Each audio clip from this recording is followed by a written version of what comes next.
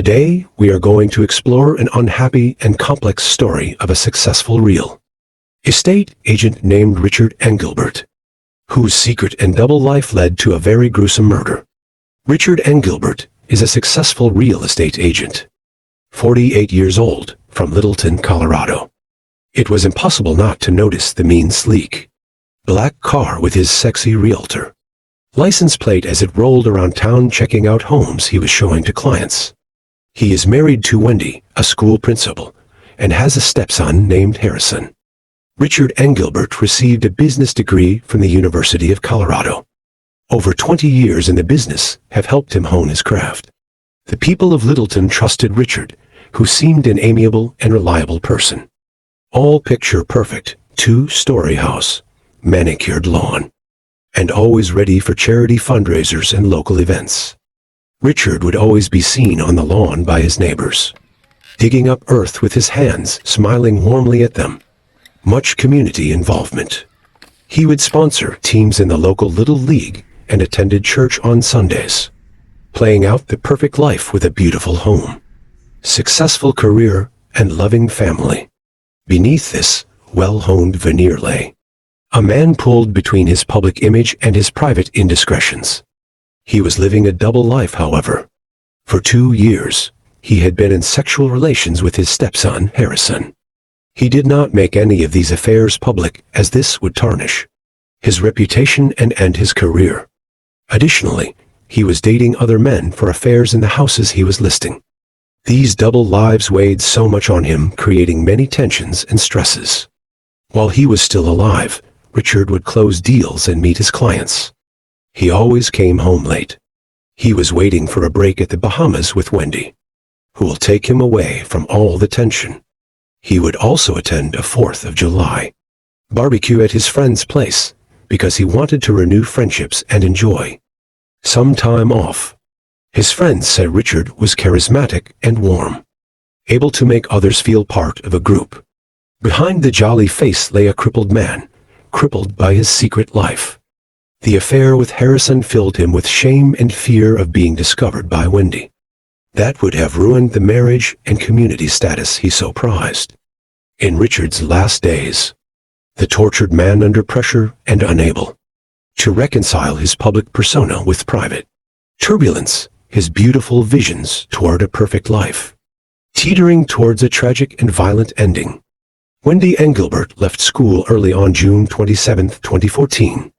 At about p.m., Wendy had her quiet evening, looking forward to spending it in the house with Netflix and a favorite book. Upon entering their house, Bleak Street, Littleton, everything was fine so far. She put down her keys on the kitchen counter and called out for her husband Richard, but he did not answer. Wendy walked down to the basement where Richard often spent hours spread out amid piles of real estate files or watching the History Channel. She walked down the stairs and saw that the basement door was open, which rarely happened. She called louder, still hearing no response. At the bottom, she reached an astonishing view. The dead body of Richard lay sprawled on the floor, evidencing severe violent struggle with blood stains on the carpet and furniture, and his face bruised and battered, and a men's luxury belt tightly around his neck to strangle him to death. Wendy screamed in horror, running to the side of her husband. She could only see that his lifeless body lay there, unmoving, and that he couldn't awaken.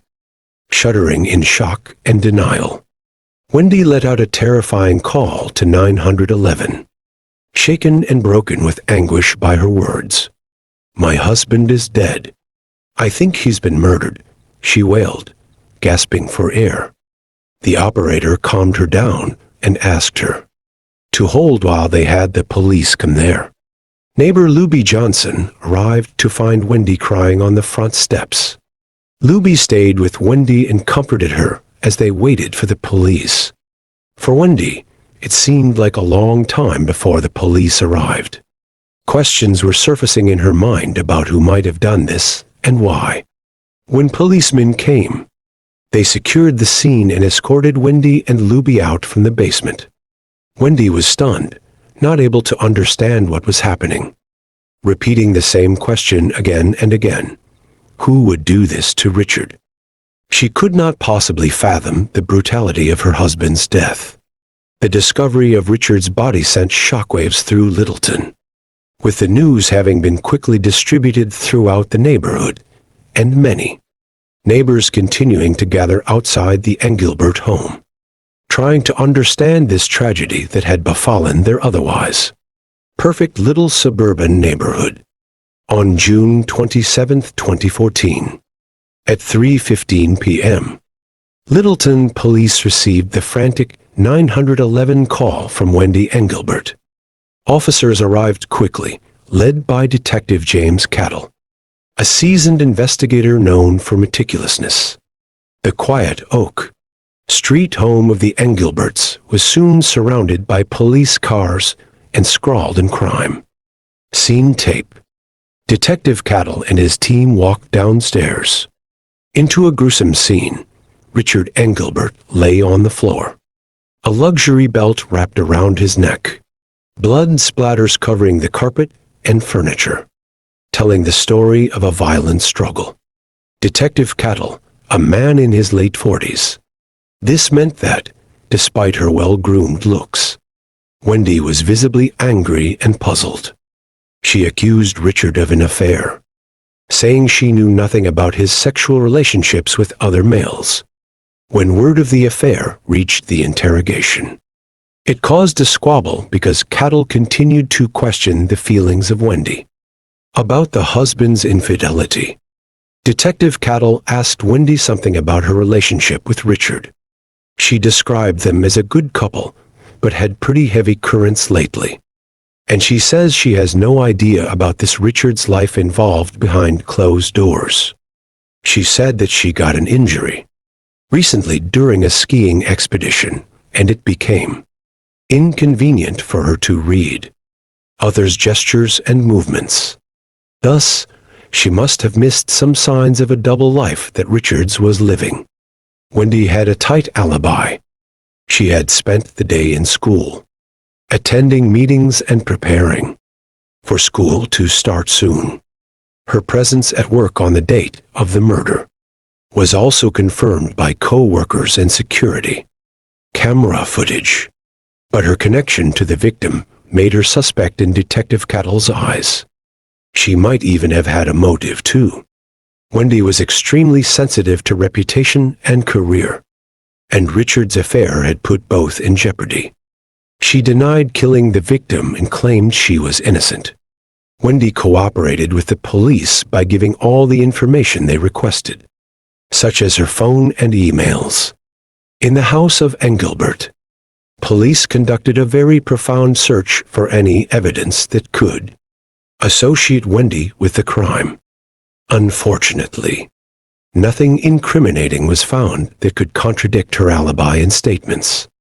However, detectives were always very cautious about such characters, because they knew that the most practically thinking people will go to any extreme measures with emotion. Wendy was released after a few hours of interrogation. However, she is still in the limelight as the investigation continues. The police continued to track every step and relationship of her, because there were other leads being investigated. The murder of Richard Engelbert proved to be a highly intricate case, with layers and layers of secrets slowly coming to light.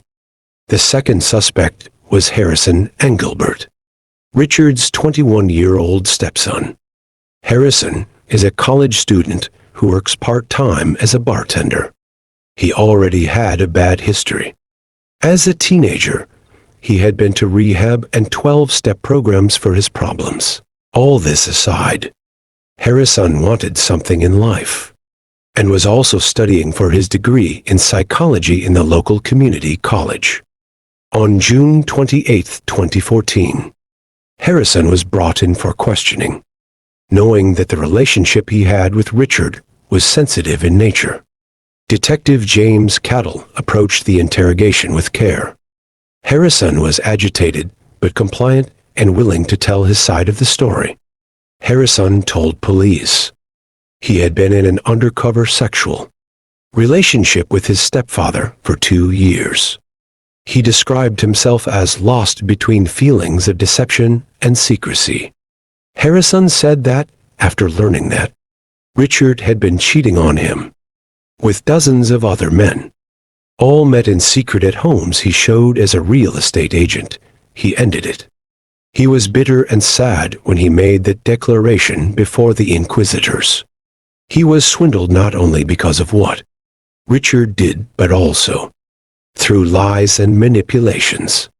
Bitterness was written all over his face as Harrison declared that he never meant to kill Richard. Further, he claimed that at the time of the murder, he was working behind the bar and that several others testified to that alibi. He questioned Harrison for motives. However, he, who was emotionally troubled and addicted, had a past full of such activities. But at least in the recent past, he seemed to have seriously undertaken an endeavor for sobriety and seriousness toward studies. Harrison let out vividly how he had been struggling and of changing and moving away from Richard. The police also checked his electronic appliances and social network account. If there existed any trace showing his presence in the committed crime. Indeed, some messages did exist between him and Richard that could have shown tension and conflict. But by no means could they point to him as a primary executor of this crime. His DNA was discovered at the place of murder. As he lives in that house, it is not surprising. Harrison was cooperative as well and never had a perfect alibi to prove his whereabouts. At the time of the crime, after hours of questioning, Harrison was released, but his involvement did not end there. The police continued tracking his movements, communications, and other activities so that some inconsistency might have arisen, or new evidence that could pin him into involvement.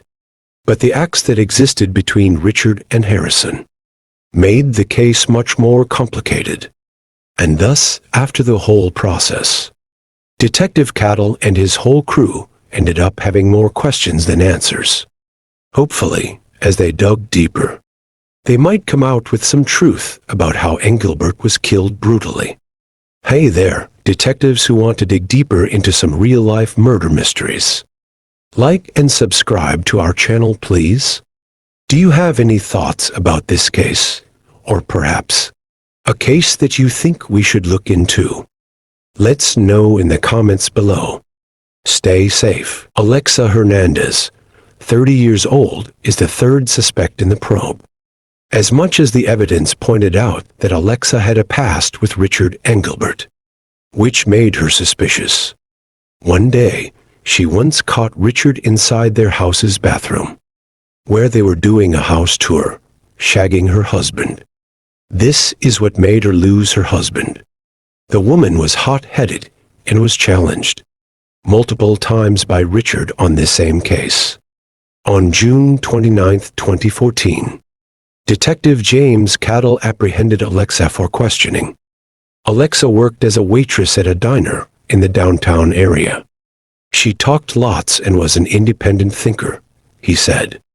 The girl walked into the interrogation room with a sulky defiance well written on her face. I hate him. He tore my marriage apart and ripped my heart out. That was the worst day of her life. That day she found her husband and Richard with one another. She has crossed him several times after that, demanding to know why and an apology. But he has never had a thing to say back. She was asked about her whereabouts on the murder day.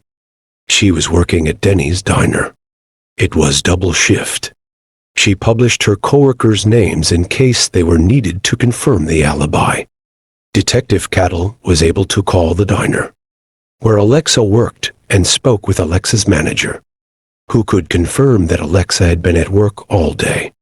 Multiple coworkers also reported seeing her on her shifts. Despite her strong alibi, Detective Cattle probed Alexa's motives deeper. Clearly, her anger toward Richard must have been almost unbearable. Yet she said it mattered not. She still goes about rebuilding her life. Alexa reported to the police that she currently holds night classes in a community college and hopes one day to end up being a social worker that could help other struggling people like herself.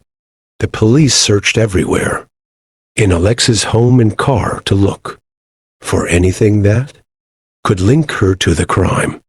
They could find nothing suspicious or incriminating. The recording of the phone call and the social media showed no contact between Richard in the weeks preceding the murder. All the questioning of Alexa was perfectly normal.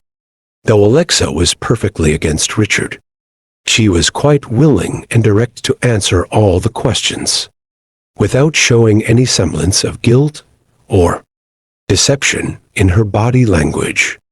Detective Cattle had to note this cooperation and honesty, but was aware to keep all possibilities open. She was released several hours later. She was still being observed by the police, because she previously had connections with Richard, and they suspected her due to the case. However, she had an alibi and no evidence proving that she was connected with the crime. This murder of Richard Engelbert had become complicated at every stage with the interview that ended. There was hardly time for Detective Cattle and his team to stop because secrets and lies that surrounded Richard's life became a windmill through which they could not pass. They continued into the hope that they could find that one final piece of evidence that would remove the puzzle.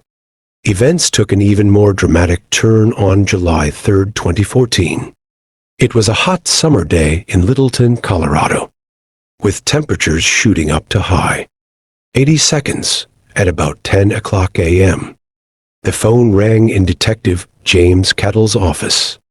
The forensic lab had discovered critical new evidence by Ray examining the products of the crime scene. As a part of the belongings of Richard Engelbert was a small, hidden camera prepared as a smoke detector and set up in the basement. The video footage was drawn by Cattle and his team straight away. The camera had recorded activities in the basement for a couple of weeks and managed to include Richard's secret meetings and interactions. But reviewing the tape, they found a recording done on the very day of murder.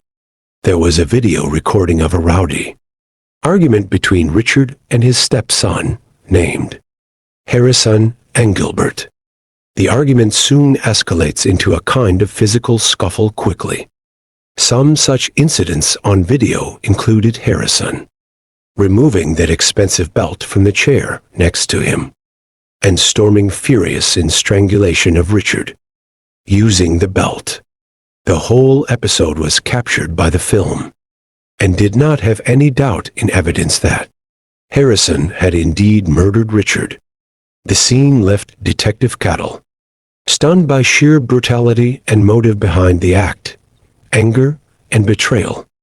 On the new video evidence, Cattle took Harrison to the precinct and faced another round of interrogation. Harrison entered the precinct without a clue as to the existence of video evidence against him. During this round of the interrogation, Cattle presented the footage. Everything was different from then onwards. The desperation and the panic. When he was caught, Harrison lost it and confessed. He was cornered in this relationship with Richard, who, on one hand, had been manipulated by both his stepfather and his mother. Wendy, the daily deceit and Richard's adultery, had finally pushed him to the brim. In a fit of unbridled anger, Harrison killed Richard to come out of this straitjacket of a situation. Detective Cattle was very careful while taking Harrison's confession. Every detail was recorded. The new evidence, plus the confession, have left a little to no room for the defense to prove that Harrison was not guilty. The police were now clear about how each piece used in leading to Richard Engelbert's murder had secrets and lies surrounding it. The Lytton Police Department took the most momentous step of their lives on July 4th, 2014, at 12 noon. With Harrison Engelbert's confession in the backdrop of very strong video evidence, Detective James Cattle and his team geared up to catch him for the murder of Richard Engelbert. Harrison was 21 years old. He was a college student and part-time bartender. He was whirlpool of turmoil and confusion, though he had tried hard to change the tide of life from misery. Psychological pressure from his affair with his stepfather and manipulation by his mother had reached a critical stage. According to the police, it was when Harrison, incensed by a thought of betrayal and being manipulated, killed Richard the very day he was arrested. Harrison's flat had Detective Cattle and a few officers knocking on the door. They knocked on the door and Harrison, a thin-drawn man, opened it for them. He was handcuffed and read his rights. The expression on Harrison's face conveyed nothing, as if he had lost all hope, and obeyed as he was led to the police car. The neighborhood was quiet but for onlookers from across the street, who peeked through their windows. Down at the station, Harrison was charged with the murder of Richard Engelbert. Detective Cattle can also conduct a final interview with him from which he can get every minute detail of Harrison's confession. Again, Harrison repeats his theory of being chained and manipulated by Richard and provoked by his mother, Wendy. He remembers those events that characterized the violent argument that had resulted into the attack, which led to the murder. Along with Richard and Harrison, his wife, Wendy Engelbert, was also brought for interrogation. It happened that Wendy was aware of the affair for a long time, even encouraging Harrison to carry on with the affair. She was afraid that Richard's sexual indiscipline would kill her chance at election for school superintendent. But by God, Wendy was no murderer. Her deception and manipulation made the case rather complicated, but never accused of doing anything. His family could hardly believe what was coming out. In Richard's view, he is a devoted husband and father who knows little of his double life. Emotions ebbed and flowed at his arrest, that he was dead, but to some quite angry about the betrayal, and some even feeling they had seen this as inevitable given the circumstances. The people of Littleton were stunned by the rumor. It had laid bare for all to see a world of secrets and lies that was normally well hidden. The town was shaken to its core and was still trying to get its bearings over what happened and how they were going to get through it. With Harrison awaiting trial, the police had solved the case, but the emotional consequences would linger long after that ended. Then the truth regarding the life and death of Richard had surfaced, but it took much longer for the wounds to heal. Harrison Engelbert appeared for his murder trial in court at Littleton, Colorado on 15th August 2014. This attracted family members, friends, and local media in a quest to get all the gory details of the case. The trial was a grand community affair, with all local and national news channels closely following it. Prosecutions came from District Attorney Laura Mitchell, a 45-year-old tenacious woman known for powerful presence in court, as well as upholding justice within everything she did. Harrison murdered Richard Engelbert out of malice and rage deep within himself. She pleaded. 2 other exhibits brought in by the prosecution into the courtroom were camera footage shot when the person was hiding inside and Harrison's confession. Mitchell argued that Harrison was under a childish and unstable relationship, but he is the only one who could be considered accountable for the brutal murder of his stepfather. Defense was represented by non-binary advocate Z. Barnes, who is 40 years old and has defense experience in numerous high-profile cases. Barnes said that the constant emotional tussle and manipulation by both his father, Richard, and Wendy led the actions of Harrison. They added that Harrison's mental instability and the pressure he faced made him incapable of controlling actions. On his part, Barnes requested to be found guilty, but for consideration, in pronouncing the outcome in the event of A, lighter sentencing due to circumstances. During the whole hearing, the victim's family was sitting in the courtroom, mostly silent.